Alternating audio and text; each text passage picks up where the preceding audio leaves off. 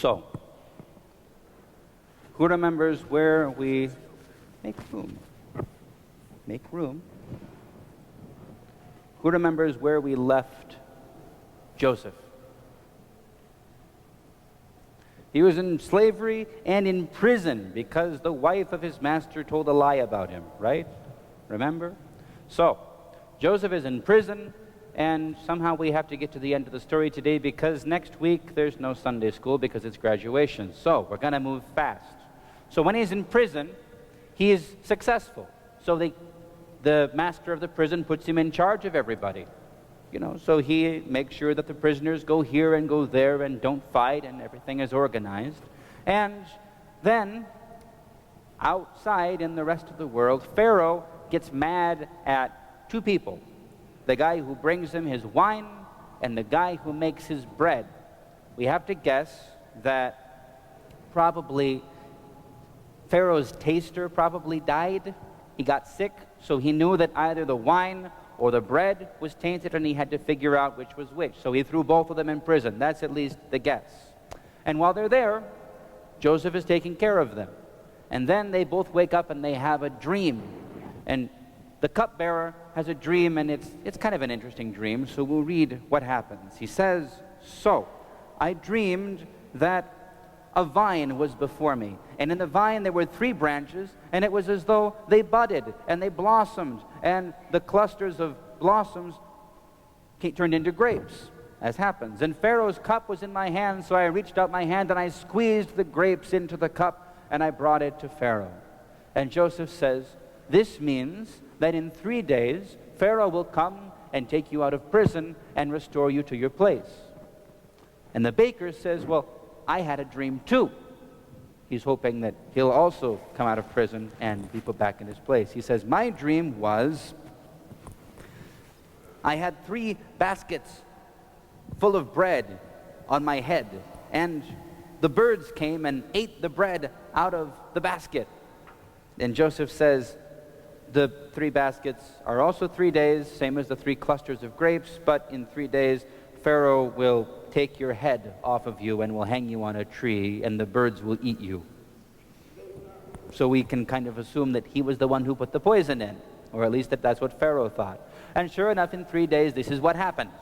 The cupbearer was restored to his place, and the baker was beheaded. So, bad day to be a baker. Now, Joseph had asked the cupbearer, he said, "When you're back to your place in Pharaoh's household, remember me. Tell him that I am here unjustly, I've done nothing wrong, and see if he can get me out." But the cupbearer forgot about him. So the story of Joseph being unjustly suffering continues. Is it fair? No. Is it just? No. Is it right? No. Is it the end of the story? Right. That would be mean if I left you there. So then Pharaoh has a dream. Actually, he has 2 dreams.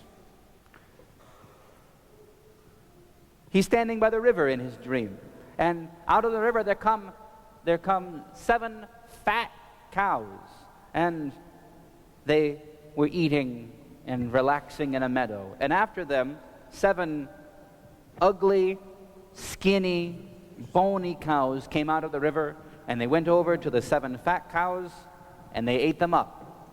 And then Pharaoh woke up. And he was very bothered by this dream. He was worried. He was troubled. It's a weird dream. Cows don't eat other cows. It's kind of a basic principle of cowness, right? Even a fat cow doesn't eat a thin cow. Well, even a thin cow doesn't eat a fat cow. So Pharaoh calls all his wise men, and he says, "Can you tell me what this dream means?" And they're like, "Cows are acting strange. Maybe we should, do an investigation into the cattle of Egypt." And the Pharaoh is like, "No, you idiots." And then the cupbearer all of a sudden remembers, and he says, "Oh, Pharaoh, your servant, the cupbearer, is a moron. Forgive me, please. Remember when we got in trouble and you threw us both in jail and I was innocent and the other guy was guilty? Well, there was a guy in the prison who could interpret dreams because he told us that you were going to restore me and kill him. And, he knows how to deal with dreams. You should go get him. And by the way, it shouldn't be there. He didn't do anything wrong. And Pharaoh says, I'm surrounded by morons. But he goes and he brings Joseph out of the prison. And he tells him the dream.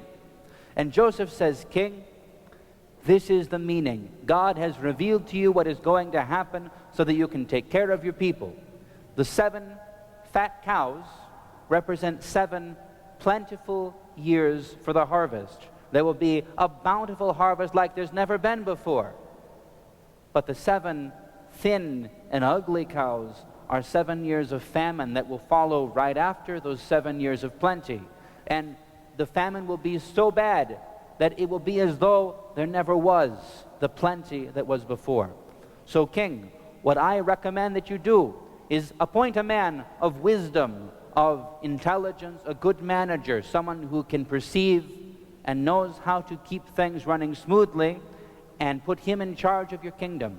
And during the 7 bountiful years, make sure that you gather all the extra of the harvest, anything that you people don't absolutely need to eat, and store it away against the 7 lean years that are coming. And in this way, you will have the supplies to get through the 7 years of famine.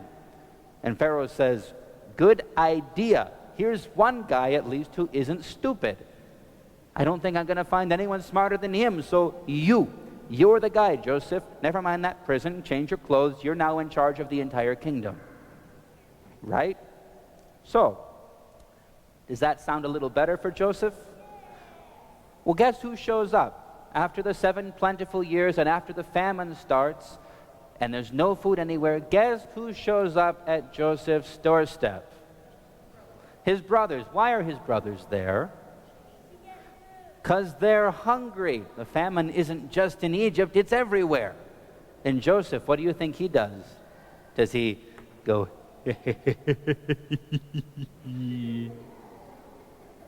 no. But he tests them. He disguises himself. He makes sure they don't recognize him. Sit down. No questions. I don't have time for questions today. Okay? Especially when they're not a question. So, he disguises himself. He doesn't let them know who he is, and he tests them to see what's going to happen. So, they pay him money, and he tells his servants, give them their grain, and put the money back in the bags to see what they do. And they panic. They rush back. So they've left. They're on their way back with the grain, and they open their bags, and there's the money there. And they panic, and they go back, and they say, you didn't take our pay. And they say, no, we have your pay. God has blessed you on your way. And Joseph now knows that they're more honest than they used to be. The next time, though, they come back, and this time they bring his baby brother. He says, you better bring your youngest brother with you this time, because he's never met his youngest brother. He hasn't seen him for a long time, rather.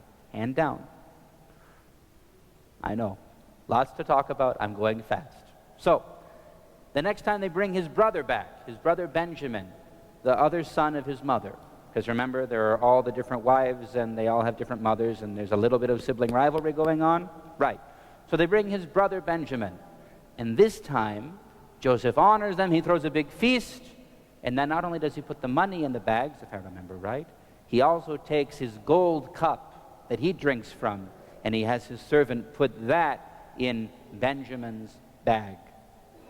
So, this time, they're going back home. They have their bags of grain, and they don't even open them up. This time, the soldiers come after them saying, you stole our master's cup. And they're like, no, we didn't. We're innocent. And they say, so search our bags. We know we didn't take them. And they look, and sure enough, in the youngest brother's bag, there's the gold cup. So the brothers say, oh boy. And they go back. But remember, this is a test. Joseph is looking to see what do they do. And Judah, the brother who didn't do anything as bad, so he's now the heir. He's Jacob's heir. He's the oldest of the brothers now. Judah says, Lord, He's talking to Joseph. He doesn't know he's Joseph. He says, I promised my father that I would bring my brother back. And if I don't bring him back, he's going to die of grief. I promised. So please, take me, kill me, imprison me. I don't care what you do to me, but let my brother go. Let his sin, whatever it is, be on my head. And Joseph is like, wow, you all have really changed. So then he tells them who he is.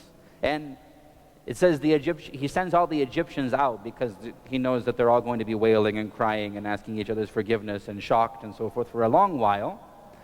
And then he says, okay, you're going to go back one more time, but this time you're not bringing grain with you. You're going to bring all of your families, bring my father, bring your wives, your children, bring them all into Egypt because the famine is still going to last for years longer. And in this way, you will live here and you will be safe, you will be delivered. And so, all of that bad stuff that happened to Joseph happened so that there was a way for the children of Jacob, the children of Israel, to come into Egypt and not starve through the famine. So, all the bad stuff wasn't fair, it wasn't nice, it wasn't fun, but there was a reason at the end of it. So, remember that. Sometimes bad things happen, but there's good at the other side. And that's really the only point I want to take. Also, did you ever wonder how the Israelites got to Egypt when Moses had to take them out? Well, that's how. So, thank you for your patience. Let's stand up and take communion.